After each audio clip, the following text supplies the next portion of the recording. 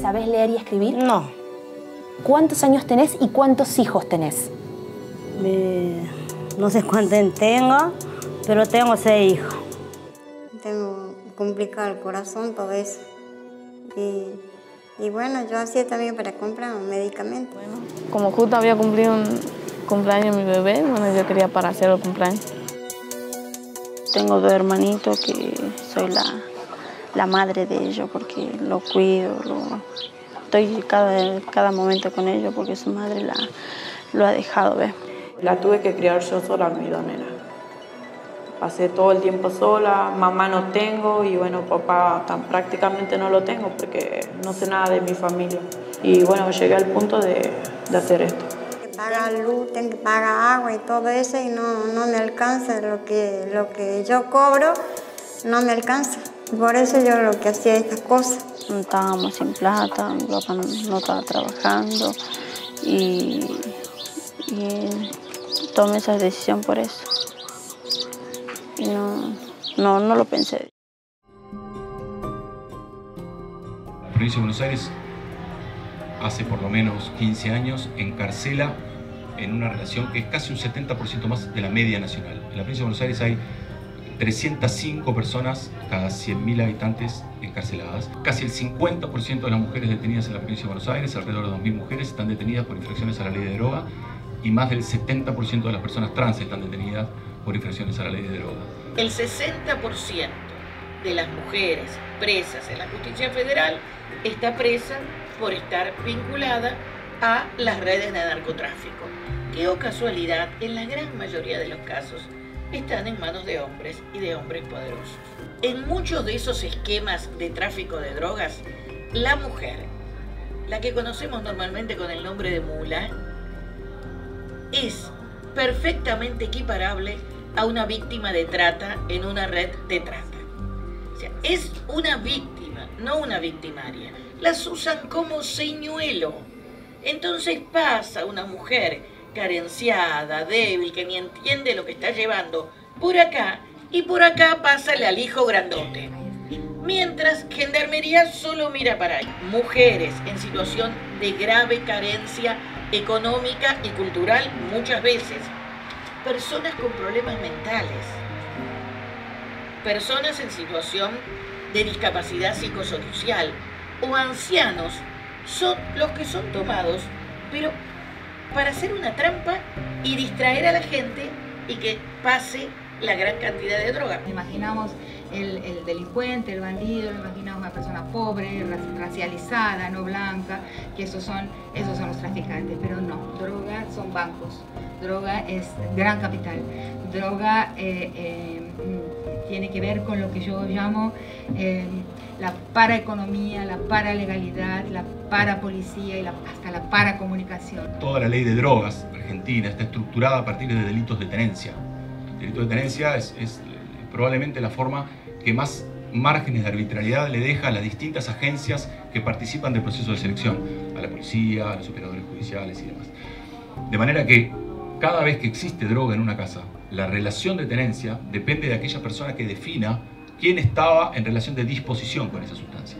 De manera que toda conducta que infrinja alguna norma vinculada a la ley de drogas que se lleva adelante en el ámbito de un doméstico podría alcanzar a todas las personas que están en esa casa. Y es común que las mujeres cumplan, como hablábamos al principio, tareas de cuidado en la casa, y lo que vemos de manera recurrente es cómo las mujeres quedan abarcadas por estas imputaciones y quedan sometidas al sistema punitivo. En el año 2005 se les propuso a las provincias que así lo quisieran desfederalizar es dejar que las autoridades federales persigan las formas de criminalidad más leves en la cadena de narcotráfico, llamadas narcomenudeo, y que las autoridades provinciales se abocaran a la persecución de esas formas de criminalidad. Cuando yo les digo que se acelera de una manera desproporcionada con relación a los varones el encarcelamiento de mujeres y personas trans, les digo que esto está ocurriendo de manera concomitante con la decisión de desfederalizar la persecución del narcomenudeo. Y esto demuestra un fenómeno de encarcelamiento masivo en general, particularmente de mujeres y de personas trans, con una tendencia enorme a la persecución durante un buen tiempo de conductas vinculadas al consumo, luego de conductas de muy poca envergadura vinculadas a alguna forma de cadena de distribución. Pero sí pienso que hay una guerra en las mujeres, que el cuerpo de las mujeres es un territorio de una guerra, o el territorio donde se manifiesta poder jurisdiccional, donde se expresa en la capacidad de ejercer crueldad, crímenes contra las mujeres, que ya no son, como se pensaba antiguamente, de la toma de un territorio, cuando se toma un territorio, se toma el cuerpo de las mujeres, sino de formas de crueldad específicas como lenguaje, o sea, como discurso, como espectáculo de impunidad. No solo generamos problemas en restricción de derechos de estos colectivos, sino que además generamos enormes problemas para ser eficientes a la hora de investigar no solo hechos de envergadura de narcocriminalidad, sino lo que creo que cada vez es más importante, que tiene que ver con las violencias aledañas al narcotráfico. El narcotráfico cada vez se expresa con más claridad, no solo como un fenómeno lineal, sino como un fenómeno que trae aparejado una serie de delitos que en general en torno a los cuales se despliega enorme cantidad de violencia. Fíjense hasta qué punto la mujer, por todo, hasta en su rol de madre, cuando está presa, tiene una situación absoluta de debilidad frente al sistema. Y esto es lo que hay que analizar y en esto es lo que hay que seguir trabajando. Trabajando para demostrar cómo esa supuesta narcotraficante, en el 90% o más de los casos, es simplemente otra víctima de ese grupo de poder que maneja inmensas cantidades de dinero y de droga. Bajos le da mucha importancia a esta temática porque se trata de los derechos humanos y los derechos humanos son universales. Son mujeres doblemente victimizadas. Primeramente, por el producto de la desigualdad de género, la situación de poca perspectiva en que se encuentran. Y es precisamente por esa situación que se le está utilizando como el eslabón más vulnerable, más invisible.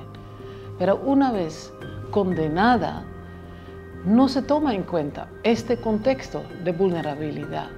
Y es precisamente por eso que le prestamos tanta atención como el Reino de los Países Bajos, porque los derechos humanos son universales, son para todas y todos.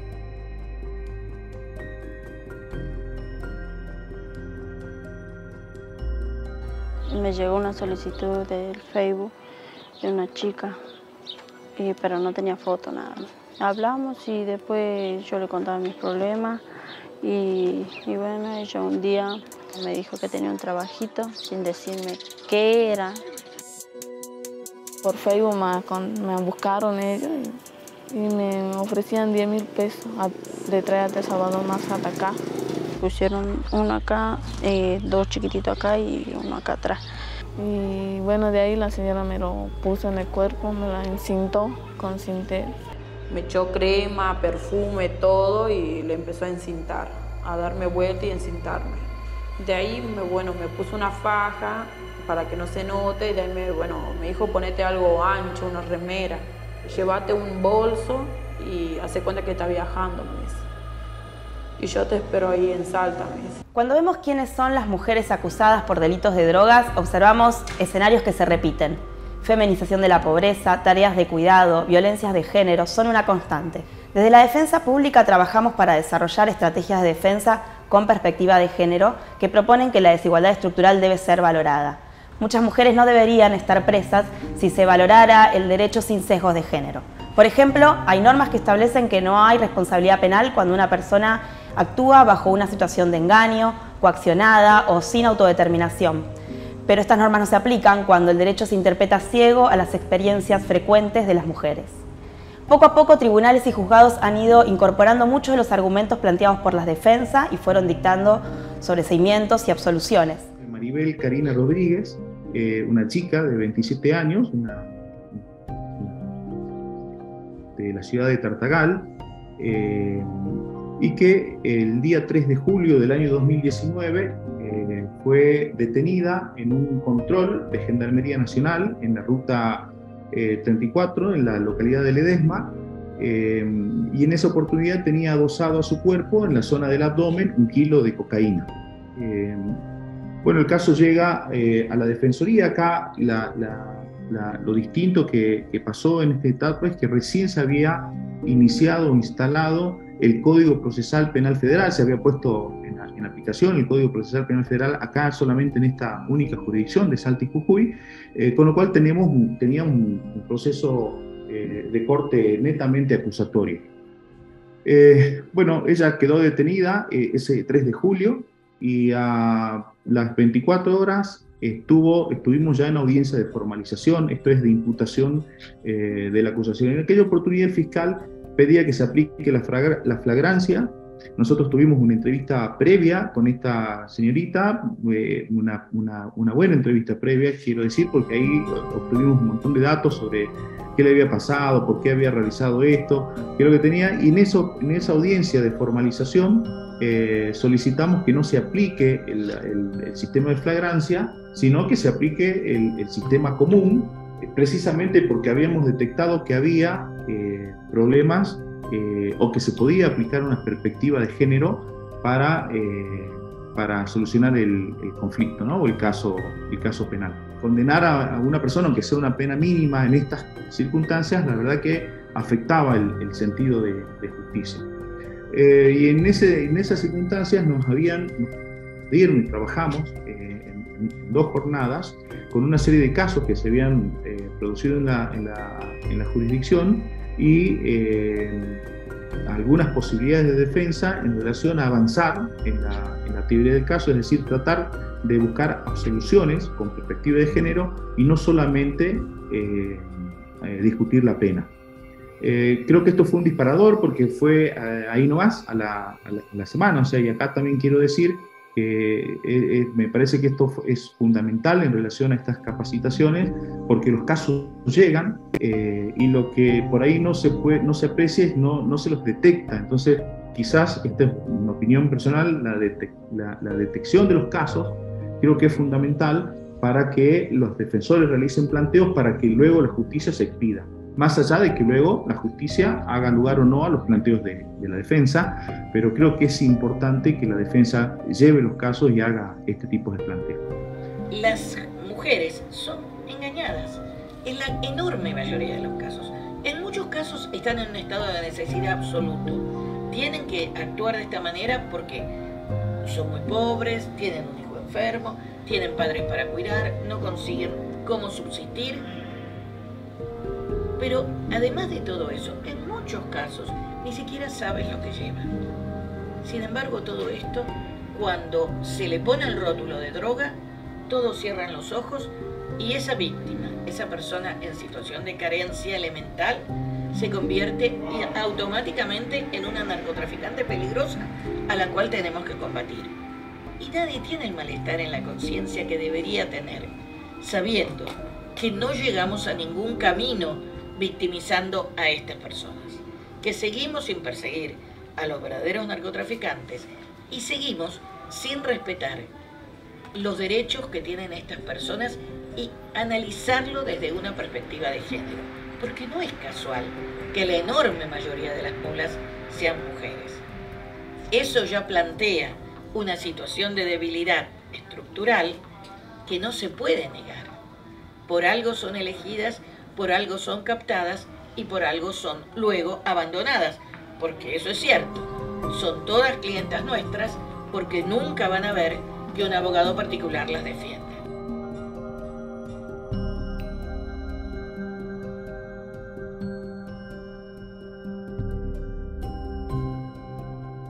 En el 90% o más de los casos es simplemente otra víctima de ese grupo de poder que maneja inmensas cantidades de dinero y de droga.